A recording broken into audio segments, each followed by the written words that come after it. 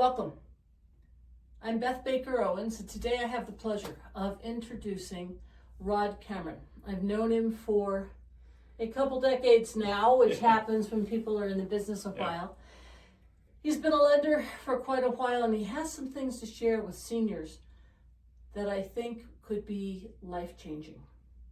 Without further ado, Rod, how did you get involved with becoming a lender in the first place? Well, that goes back a while, but I came from corporate America, and I was tired of having one boss. So I thought, getting involved in real estate from the lending side, I have many bosses, which is really cool. So it worked out great, and that was over 20 years ago, and I'm still doing it, and really enjoying it. Yeah, and I noticed you also have an MBA, so that means that you have a bigger picture for finances. Yes. Yeah, my background is actually finance in corporate America. I was a division controller, so numbers are not a problem. I've been working with them a long time. Excellent. I am curious, and maybe a lot of you guys are as well. What is a reverse mortgage? Well, reverse mortgage, the proper name is a HECM loan. That's home equity conversion mortgage. Most reverse mortgages are FHA loans. It's a mortgage, and a reverse, using the word reverse is often confusing. I think it's like, that's strange. Think of it as just a mortgage. And one specific thing is it's a mortgage without a payment, or can be without a payment, which is huge for folks that are either planning for retirement or in retirement. If they're going to refinance or purchase with a reverse mortgage, not having a house payment is huge.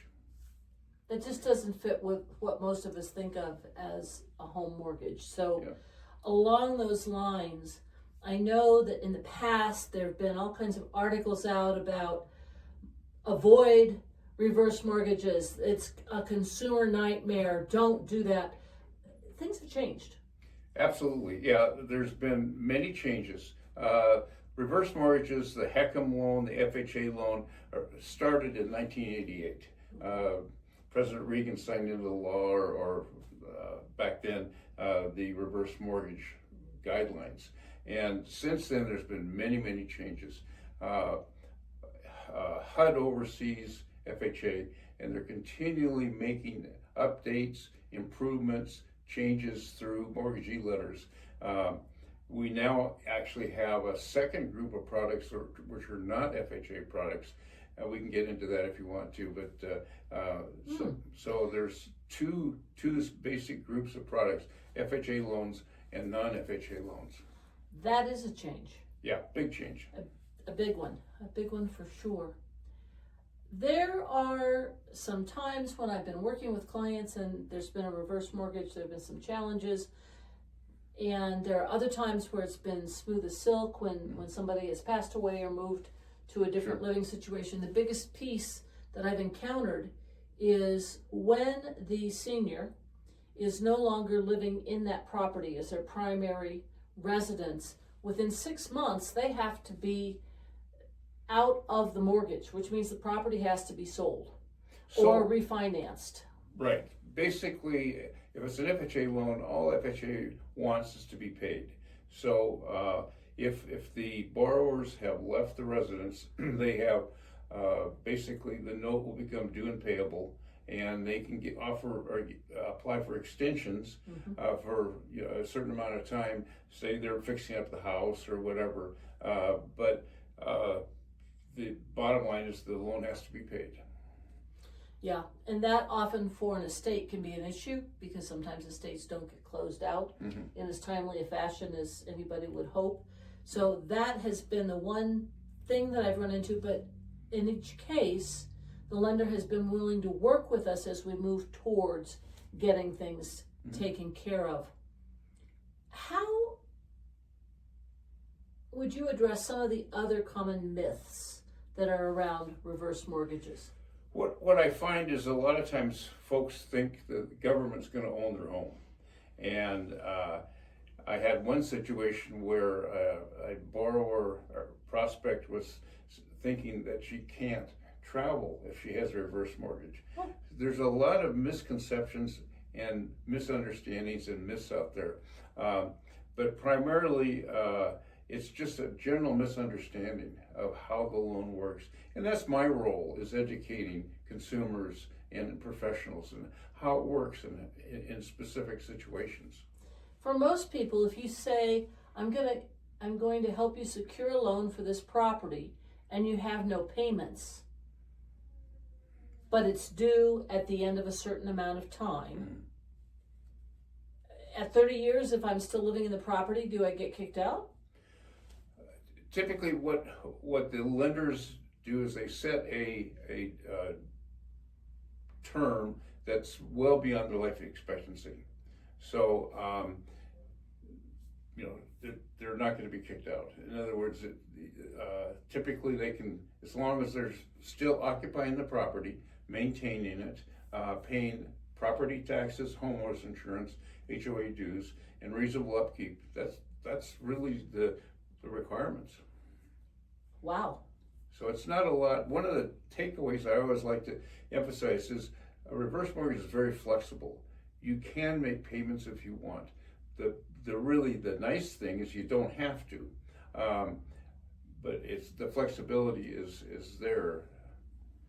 I heard that and again, another myth that I ran into. I heard that for a reverse mortgage, a person is cutting off their heirs from getting any kind of money out of the property when it sells in an estate. That's a great question or concern that people have, and basically it's a non-recourse note. The lender only has recourse against the property. If the borrowers say pass or no longer uses a primary residence and the note becomes due and payable, the choice is you can sell it or just pay off the loan. If you sell it or pay off the loan, whatever equity's left goes to the heirs or the estate, if that's a situation.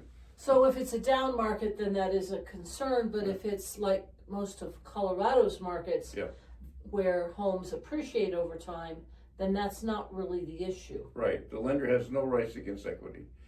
So and if it's upside down, i.e. more is owed than the property's worth, that deficiency is taken care of by the mortgage insurance that's provided through FHA. So no short sales needed. No short sales, right. It's a non-recourse note, and that's another protection the consumer has. That's a good protection for sure. One of the things you may not have heard of is that you can use a reverse mortgage to purchase a property. How does that work? Well, typically people are presented with, well, you can pay cash, you can do conventional financing, but there's a third option you can purchase with a reverse mortgage. A reverse mortgage is, in one sense, similar to using conventional financing. It's a mortgage, but there's no payment. There's features attached to a reverse mortgage that is not similar to a conventional mortgage. Thinking about it in terms of the company giving the money for the mortgage, they have to come out okay. Right. So what are the protections that are in place for the entity or the person giving the money to the person who's getting the loan? So in a purchase transaction, we're looking at the protection to the borrower? Not to the borrower, but to the, a loan is made to make money. Right. So we're talking about the lender. How does the lender come out okay on that one? Well, the average life or length of a reverse mortgage is around 7 years. So they're turning fairly quickly, current or fairly recent. In other words, people sell, they move or whatever, but so the loan typically doesn't stay in existence for 20 or 30 years. So the lender basically gets paid or earns earning the money throughout the process, but they cash out when the loan's sold. Right, and it sounds like, to my thinking, there must be a difference in fees and maybe a difference in the amount of down payment then that you have to put in for a reverse mortgage.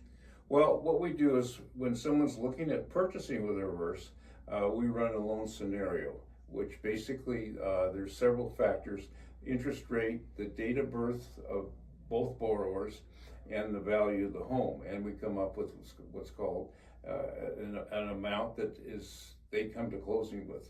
So it's easy for me to calculate cash to close on a purchase. That includes all the closing costs from the lending side. Okay. Very different from a normal purchase where you're thinking, I have to qualify with regular income that's coming in so that my assets, my liabilities, and my income and my credit score all factor into what kind of a loan I can get. You just said it's the age, because it has to be a senior, 62 or older, right? 62, right. So it's the age, it's the value of the property. Correct. And the interest rate. The interest rate, and that's it. In other words, if you're retired and you don't have income coming in, you might still qualify for the mortgage. You might. What we do is we do what's called a financial assessment. It's kind of like a pre-underwrite. So we take in consideration, the assets, the income if they have income, their age, their credit score, and all that is factored into a financial assessment. And so if they pass the financial assessment, which most people do, then we've got the green light to move forward. And I always recommend let's do a financial assessment on a purchase early on, because then we know for sure that a reverse mortgage is going to make sense for them. It's hard as somebody who's owned a home and the mortgage is due every month to wrap my head around the idea that I would have a mortgage and no payments. I also heard people would take a home where they're living, they'd refinance, maybe they'd pay down most of the equity in the home. It's almost full equity at this point. They pay down most of the mortgage, and they have like a line of credit, and they can go travel, or they can use it for care, or they can use it to upgrade. It's not money they have to tap into, but it's money they can if they need to. Sure. How does that work? Well, when we do a scenario, and basically we're looking at the date of birth, interest rate, and the value of the home, we come up with what's called a principal limit factor. That's how much equity or how much we can access, how much the loan would be for, and how much equity we can access. Within that equation is usually a line of credit that's available to the borrower. I do a lot of reverse mortgages where we actually are paying off a current forward mortgage, and then what's left over within the principal limit factor is a line of credit, which they can then use as they wish or let it sit and grow. One of the interesting factors with a line of credit is that it'll grow in size at the same rate that the loan balance rate is. So there's a growth factor. Any unused portion of the line of credit grows at the same rate the loan balance grows. So let's just say you have a 6.5% interest rate on your loan. The line of credit will grow at 6.5%. So say you have a $100,000 line of credit. At the end of the first year, you have $106,500 in that availability. That means that a reverse mortgage really should be calculated in with the rest of the financial planning for retirement then, if Absolutely. somebody might use it. Right, it's a great financial planning tool for someone that's either planning for retirement or in retirement, and there's a lot of aspects of a reverse mortgage, and especially the line of credit. Anytime you draw on a line of credit, that's not taxable. If you're retired and you have a 401k or an IRA and you draw on that, that's taxable. So in terms of financial decisions, whether to draw from the line of credit or draw from your retirement, has a tax impact. And so again, with the line of credit, that's not taxable. So it could have a lot of financial planning aspects to it. Yeah, it really could. What do you want the folks here to take away from our conversation so that they can know if they should ask more questions or what questions they might ask if they're kind of curious? Well, the big takeaway I like to mention is the flexibility of a line of a reverse mortgage. A lot of times people think it's a very narrow range of options. You can make payments, you can have a line of credit, you can use it as a financial planning tool. One of the big suggestions I always have is, let's run the numbers. If someone's planning on purchasing or refinancing, let's go ahead and look at what it really looks like.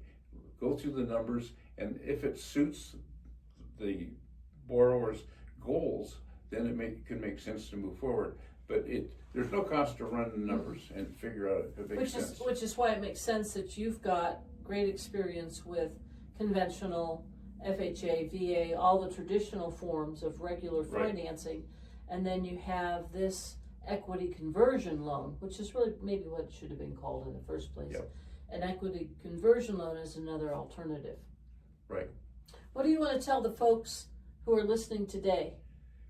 Well, I would say if you're at all interested in purchasing or refinancing, accessing equity, contact a experienced loan officer that does reverse mortgages and run the numbers and see if it makes sense.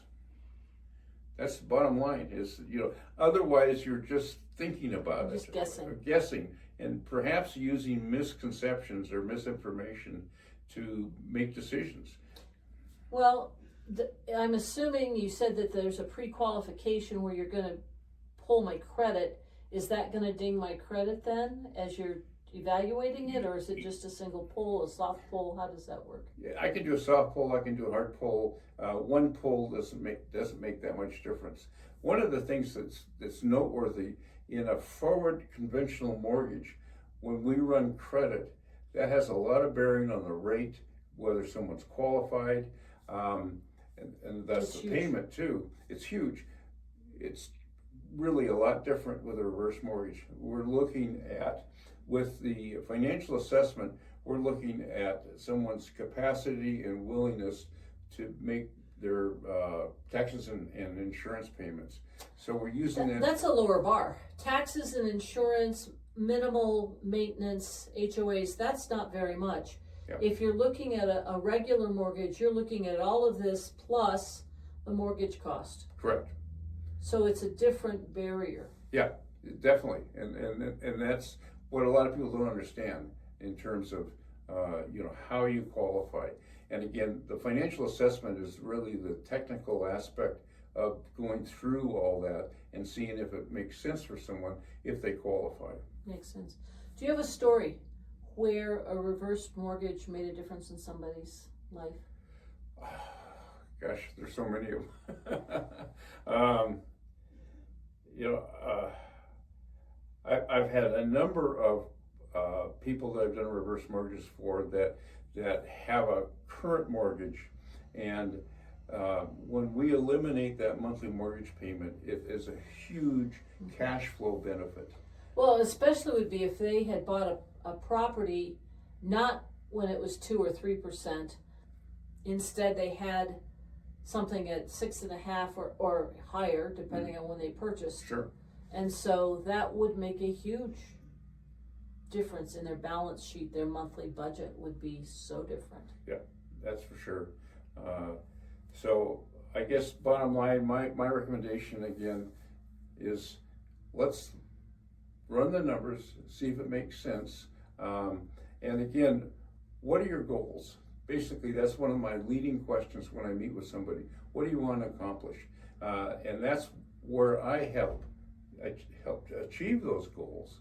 And that's my job, is to educate and help people achieve goals. Some of the goals could include changing features in the house so a person can age in place. Yep. Some of the goals could include bringing in help so the person can stay aging in place. Some of the goals could include finally getting some of those bucket list things done while they're still healthy enough to do it. Yeah, absolutely. Some of those goals could include providing maybe even a little bit of cash flow if inflation gets too high and it's just hard to get enough food. And they can pull their equity for that. Nobody's going to kick them out of their house. They're there until they leave. Right. And then the home is sold either for a positive equity, if whatever positive equity for the heirs or the person who's no longer in that house. Right.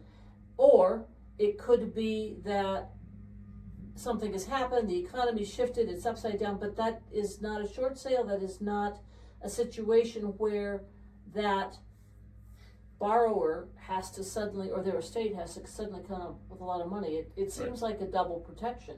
It is. The financial assessment, non-recourse note, there's a lot of protections to the consumer. Anyone that's considering doing a reverse mortgage has to go through HUD-based counseling. And so that's another protection, is that a HUD-approved counselor will help determine whether this is the right type of situation for them. And they'll know extra questions to ask to highlight if there might be a possible concern. Right. Typically, it's an hour. Most people do it over the phone, but it's one of the many protections that consumers have, and there's no pressure in terms of, it's more education and finding out if this makes sense for them, if we're achieving their goals. That's the key. That reminds me of the homebuyer education that we do for first-time homebuyers. Yep. For many of the loan programs, there's a required 8-hour course that people have to take. Right. And most of the folks I've worked with who've done it have found that there's been something valuable. It sounds similar, only a lot less time consuming. Right. 1 hour versus 8 is a lot better. Right. Yeah, that's great. So, does a person have to be able to use the computer well to get a reverse mortgage? not really, no. As far as the initial process, with the way I do my business is I meet with a client, gather information, discuss what their goals are, determine if this makes sense or not, and then I do basically all the computer work. So once we get the application submitted to the lender, go through underwriting, then we have a normal closing at a title company, or if they want, we can do it at their home. Wow. For a refinance. Typically purchase or at a title company. Purchase, you usually need to be at a title company, but not always. Right, I've worked with a number of purchases lately where seller and buyer are remote, and we're able to get just about everything taken care of. There are some new tools that are available. Right. So we have lots of options there. Altogether, you work for a company, you said, with the lender, so you must have a brokerage, brokerage for lots of different kinds of loans. Is that the case? Right. In other words, I work through a local lender or regional lender, and they have lending relationships with, in my situation, about 40 different lenders, of which 5 or 6 are reverse mortgage lenders. We usually we work with the top lenders, and we have so many different programs that just about any conceivable situation we can address in terms of financing, home financing. That's cool. Yeah, that's cool. Thank you for your time today. And you'll see on the bottom Rod Cameron's contact information. Reach out to him with questions. I'm an SRES, Senior Real Estate Specialist, and if you've got other logistical questions for seniors and senior living transitions, ask me. Let's see what we can do to make your transitions as smooth as possible. Thanks for coming. Okay.